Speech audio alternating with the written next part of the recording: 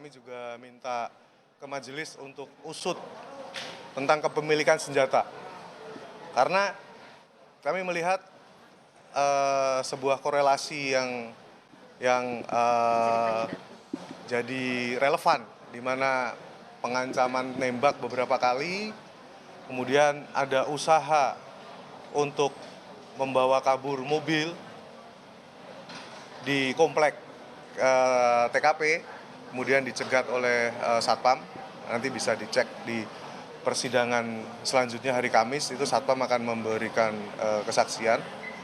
Kemudian mobil yang sempat menghilang di Polsek Pesanggerahan, bukan cuma ngilang, sekali yang ngilang baliknya plat nomornya ganti, dan yang nyetir anak di bawah umur.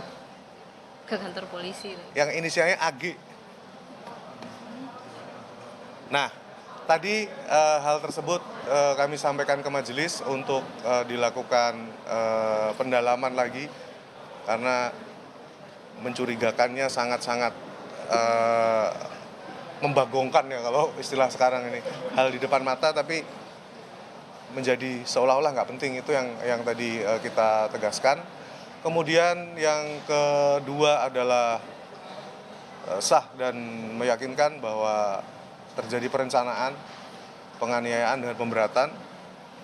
Ada bagi-bagi role peran nanti ketika sampai di sana, lu harus ngapain, lu yang nyuting, gua apain ya enaknya, digebukin aja, dipukulin. Jadi memang sudah ada hal tersebut. Jadi ketika mereka menganggap bahwa tidak ada perencanaan atau ini sekedar tiba-tiba ketemu terus gaplok, itu udah terpatahkan. Dan yang saya sampaikan tadi adalah dasarnya dari minutasi sidang anak AG ketika si Mario Dendi sama Sen jadi saksi. Jadi tentang pencabulan sudah dipatahkan sendiri oleh dia. Tentang David tidak bersalah juga sudah disampaikan oleh dia di minutasi sidang tersebut. Dan ancaman-ancaman penembakan juga dia tidak keberatan tadi. Keberatannya ketika saya bilang dapat privilege. Tetapi ketika dia ngancam menembak tidak ada keberatan. Jadi ini sudah sangat kuat. Semoga persidangan bisa jadi lebih clear, dan karena ini sidang terbuka, masyarakat juga bisa melihat fakta-fakta yang ada yang selama ini kabur, sekarang sudah makin gampang diidentifikasi. Nah, terkait ya, baru saja kita mendengarkan pernyataan dari ayah David Ozora yang bernama Jonathan Latumahina. Itu di samping kanan layar atau di samping kirinya Jonathan adalah lawyer dari Jonathan Latumahina dan juga David, atau lawyer keluarga, yaitu Melissa Anggraini. Beberapa hal terkait dengan persidangan dirinya sebagai saksi tadi.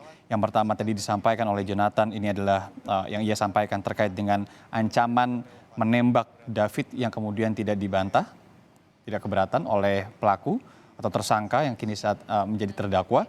Kemudian juga adanya dugaan kepemilikan senjata, kejanggalan soal mobil, kemudian juga yang ditekankan oleh ayah David, Jonathan Latumahina, ini adalah terkait dengan perencanaan yang dilakukan beberapa pelaku yang menganiaya secara berat anaknya, yaitu David Ozora.